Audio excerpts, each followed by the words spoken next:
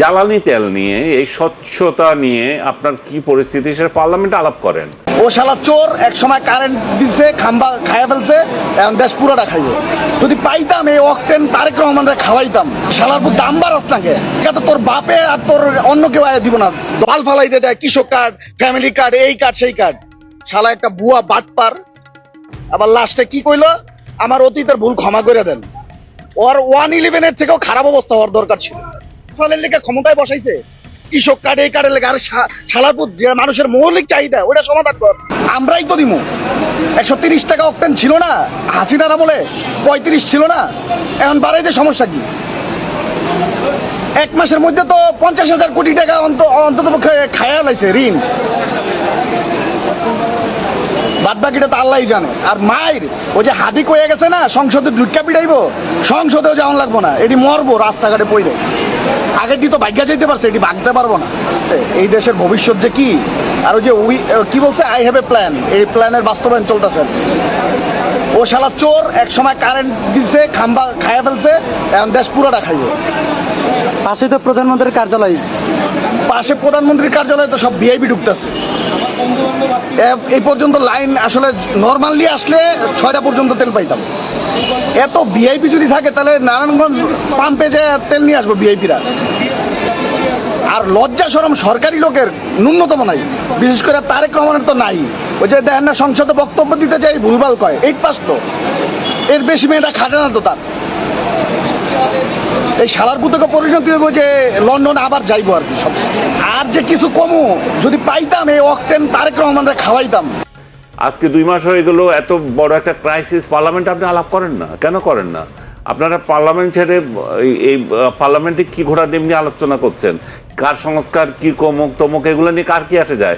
হামের টিকায় শত শত ছেলে দেশে মরে যাচ্ছে, সেগুলো নিয়ে আপনার আলাপ নাই। আপনার জ্বালানি নিয়ে আলাপ নাই। আপনি কিসের আলাপ করতেছেন ওইখানে? কি আলাপ? এটা জাতির কি আসে যায় আপনাদের এই আলাপে? তো আপনি হামের কথা বলেছেন, এটা বিগত সরকারের মানে প্রধানমন্ত্রী সুস্পষ্টভাবে বলেছেন যে হামের টিকা না দিয়ে বিগত সরকার ক্ষমাহীন অপরাধ করেছে। বিগত প্রধানমন্ত্রী না বর্তমান প্রধানমন্ত্রী? না, বিগত সরকার মানে অন্তর্বর্তীকালীন সরকার। অন্তর্বর্তীকালীন সরকারের প্রধানমন্ত্রীকে বর্তমান প্রধানমন্ত্রী জনাব তারেক রহমান বলেছেন যে বিগত সরকার এই হামের টিকা শিশুদের না দিয়ে এটা ক্ষমাহীন অপরাধ। সীমাহীন অপরাধ তো অবশ্যই ইউনুস করে গেছে। ইউনুস এবং তার যে স্বাস্থ্যমন্ত্রী, তাদেরকে তো বলতে হয় সীমাহীন অপরাধ করে গেছে। এবং হামের টিকায় যে বরাদ্দ ছিল কি না বন্ধ করে দিচ্ছে, সেটারই তো প্রতিক্রিয়া এখন হচ্ছে। এবং বিগত সরকারকে টানার এখানে তো সুযোগ নাই, কারণ পরিসংখ্যানগুলো তো বলছে বিগত সরকার আমলে কোনো শিশু হামের টিকা মরে যায় নাই, সংকট তৈরি হয় নাই। তো সংকট যদি আপনার তৈরি মনে করেন বিগত সরকার কিছু করে নাই, তা আপনি 18 মাস কি ঘোড়ার ডিমটা করেছিলেন? আপনি 18 মাস এটার পরে ইয়ে নেন নাই কেন? মানে এটা কোনো স্টেপস নেন নাই কেন? তো তাহলে বিগত মানে শেখ হাসিনা সরকারকে শুধু টেনে এনে এখানে সমালোচনা করবেন, সেই সুযোগ খুবই কম। কারণ এরা যে বাজেট বরাদ্দ কমিয়ে দিছে, এটা তো পরিসংখ্যান রিপোর্ট বেড়ে গেছে। সো একজনের ইয়ে করার জন্য, হালকা করার জন্য আরেকজনকে টেনে আনার আমার মনে হয় না এখানে দরকার আছে। তথ্য উপাত্ত ঠিক মতো দিতে হবে। মধ্যপ্রাচ্যের যুদ্ধের কারণে দেশে জ্বালানির যে সংকট, যে মানে যে অরাজকতা চলছে, আমি স্পষ্ট ভাষায় বলতে চাই যে এটি অরাজকতা, কোনোভাবেই কাঙ্ক্ষিত না। 7-8 ঘন্টা, 10 ঘন্টা, 12 ঘন্টা, 14 ঘন্টা অপেক্ষা করে জ্বালানি তেল নিতে হচ্ছে, এটা কোনোভাবেই মানে কাঙ্ক্ষিত নয়। অথচ সরকার বলছে তার কাছে মজুদ সন্তোষজনক। সমস্যাটা কোথায়, কি বলবেন আপনি? দেখেন, অকটেন আর পেট্রোল তো আমরা ওই কন্ডেনসেশনের মাধ্যমে আমরা নিজেরাই করি। প্রবলেম হয়ে গেছে, এখন আপনার রিফাইনারি বন্ধ আছে, 2 ইউনিটস আর টোটালি ক্লোজ, ঠিক আছে, বিকজ আপনার কাছে ক্রুড নাই। আমাদের যেটা এখন সংকট হলো ডিজেল। আমাদের সংকট হচ্ছে পরিবহনের জন্য, এগ্রিকালচারের জন্য, ওই যে টিলার ফিলার চালায় এইগুলির জন্য, আমাদের জেনারেটরের জন্য। বিকজ আপনি এখন লোডশেডিং হচ্ছে আপনার 6, 7, 8 ঘন্টা বাইরে তো তারা পাচ্ছেই না, খুব খারাপ অবস্থা বাইরে লোডশেডিংয়ের। আমরা এখানে পাই, আমাদের এখানেও কিন্তু at least I can tell you about my place. আমার বাসায় কালকেও অ্যাটলিস্ট 3 ঘন্টা ছিল না, তো আমরা জেনারেটরের উপরে সার্ভাইভ করছি। তো ইন্ডাস্ট্রি কেমনে চালাবেন আপনি যদি এই সংকটটা থাকে? আপনার ফার্নেস অয়েল দরকার, এই যে আইপিপিস বা এদেরকে চালানোর জন্য, যারা ইন্ডিপেন্ডেন্ট পাওয়ার প্রডিউসার্স যারা আছে। আমার মনে হয় গভর্নমেন্ট যদি একটু স্মার্ট হতো, এই গভর্নমেন্টের উচিত ছিল নেপাল আর ভুটানকে ট্যাপ করা ফর ইলেকট্রিসিটি পাওয়ারের জন্য, যে ওইখান থেকে কিছু আনা যায় কিনা 1000-1500 মেগাওয়াট যদি জোগাড় করা যায়। ওদের তো আবার হাইড্রো পাওয়ার। তো এইটা আমি জানি না ফরেন মিনিস্টার কি করছে, বিকজ ফরেন মিনিস্টারের নজর কিন্তু আপনার দেশের দিকে নাই। ফরেন মিনিস্টার আপনার দেশকে বেচা দিছে, because Khalilur Rahman is the person who sold this country আমেরিকার কাছে, সেই করেছে। হ্যাঁ, এখন উনি আছেন কিভাবে উনি ইউনাইটেড নেশনস জেনারেল অ্যাসেম্বলির প্রেসিডেন্ট হবেন। জুন মাসে ইলেকশন আছে, ওনার মাথায় এটা ঘুরতেছে, উনি ঘুরে বেড়াচ্ছেন শুধু ভোট কালেক্ট করার জন্য। সো আপনার দেশ কে চালাবে, কিভাবে? এই জন্যে আমি একটু আগে বললাম যে হয়তো যদি খুসরু সাহেবকে ফরেন মিনিস্টার করে দেওয়া হতো, he would have perform better. এইখানে আপনার তিতুমিরকে করেছেন, okay, Titumir is good, but he is a development economist. আর রেজা কিবরিয়া ছিল, who is very good in balancing budget, সে অনেক দেশের বাজেট করেছে। He is very good with IMF, because IMF-এ চাকরি করেছে, তার সব কিছু জানা আছে কিভাবে কি করতে। কিন্তু আপনি এই লোকজনকে সব বাইরে রেখে আপনি করেছেন কি, খুসরু সাহেবকে দিয়েছেন।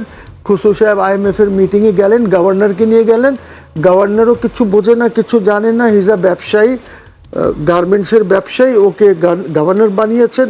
সে এত কিছু ইকোনমিক্স আর সেন্ট্রাল ব্যাংকের ইকোনমিক্স কিভাবে চলবে, আপনার মানি কিভাবে হবে, সার্কুলেশন, নানান জিনিস আছে এইখানে, আপনি ওনাকে করেছেন। সো এই জন্যে আমি বলছি যে যোগ্য লোককে যোগ্য জায়গায় দেওয়া হয় নাই, যার জন্য আপনার এই সংকটটা আরও বাড়বে।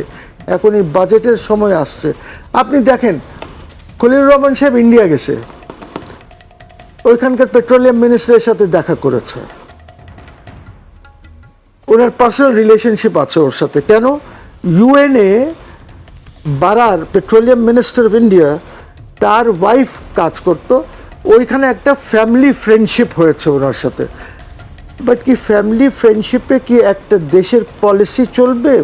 Will he be able to do anything? পারবে না, বিকজ প্রাইম মিনিস্টার আছে সেখানে, ওদের সিকিউরিটি কনসার্নস আছে বাংলাদেশে। তো দেখেন একটা জিনিস খেয়াল করবেন যে বাংলাদেশের সাথে ইন্ডিয়ার, ওদের কিন্তু ফরেন অ্যাফেয়ার্স নিয়ে এত চিন্তাধারা নাই, ওদের মেন কনসার্ন ইজ সিকিউরিটি। আমরা এখনো সবসময় যে 7 সিস্টার্সকে নিয়ে যে প্রবলেম, আপনি একটা জিনিস আরও খেয়াল করবেন যে দেখেন মিয়ানমারে আপনার দি আমেরিকানস, তারা তো আংশুকে পক্ষে ছিল, এই মিলিটারি হুন্টার বিরুদ্ধে ছিল তারা। চাইনিজ দেখেন অলওয়েজ সাপোর্ট করেছে ওদের মিলিটারি গভর্নমেন্টকে, এবং চাইনিজ এখন দেখেন ওইখানে ম্যানেজ করে ওদেরকে একটা দ্রুত ইলেকশন করাই দিছে, দ্রুত ইলেকশন করে কারা ক্ষমতায় এসেছে? ওই মিলিটারি হুন্টা। হ্যাঁ, এখন তারা ইলেক্টেড গভর্নমেন্ট, তোমার ওয়েস্ট কি করবা? কিচ্ছুই করতে পারবে না। আর শেখ হাসিনা একটা খুব ইম্পর্টেন্ট ছিল, she new how to manage. টাকা পয়সা না থাকলেও সে ম্যানেজ করে ফেলতো, যেখান থেকে পারে, চায়নার থেকে পারুক, সিঙ্গাপুর থেকে নিয়ে আসুক, যেখান থেকে পারুক। আপনি দেখেন সে ইভেন শ্রীলঙ্কাকে হেল্প করলো এই সংকটের মুখে। 500 মিলিয়ন না 400 মিলিয়ন ডলার দিয়েছিল শ্রীলঙ্কাকে, যেটা তারা ফেরত দিয়ে দিয়েছে। It is very good in managing. এই ন্যাকটা ছিল শেখ হাসিনার, ওনাদের তো এই ন্যাকটা নাই এখন যারা আছেন। তো আমার কথা হচ্ছে যে আমরা খুব ডিফিকাল্ট টাইমসে আছি। আর এই যে আপনার জ্বালানি তেল হরমুজ যে এটা খোলা হয়েছে, এইটা কন্ডিশনাল খোলা হয়েছে। কন্ডিশনটা হচ্ছে এটা খোলা থাকবে যতদিন সিজ ফায়ার চলবে ততদিন। নাম্বার 2 কন্ডিশন হচ্ছে কোনো নেভাল শিপ এখান থেকে পাস করবে না। এরকম করে তারা 4টা কন্ডিশন দিয়ে, আর একটা কন্ডিশন হচ্ছে আপনার লেবাননে তুমি যদি শুরু করো তাহলে কিন্তু এটা বন্ধ করে দেবো, আমরা আবার শুরু হয়ে যাব। তো আরেকটা কি যেন আছে, এই কন্ডিশনের উপরে এটা খোলা হয়েছে। এইটার আমাদের উচিত যে যত দ্রুত। আর সেকেন্ড হচ্ছে যে আপনি রাশিয়ার থেকে তো আপনাকে রাশিয়ান কনসেশনারি প্রাইসে দেবে না এখন। আর এখন আপনি আগে কেনেন নাই, আপনি গিয়ে ওয়েস্টের সাথে চুক্তি করছেন, এখন আপনাকে নর্মাল প্রাইসেই দেবে। Good thing is that prices are coming down আপনার ইসের।